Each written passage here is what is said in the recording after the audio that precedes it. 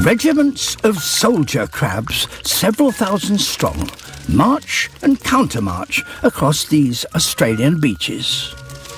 They sift out microscopic food, but they can only feed for a few hours while the sand remains damp. And it's not just the tide they're racing against.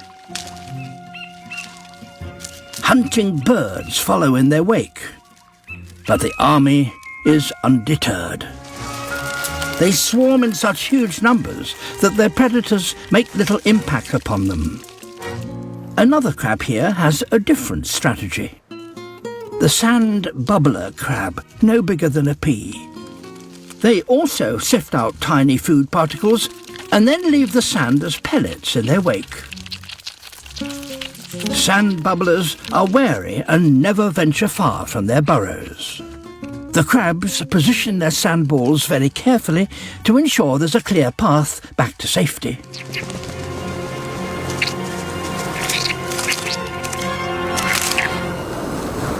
As soon as the coast is clear, they're off again, racing to feed before the sand dries out.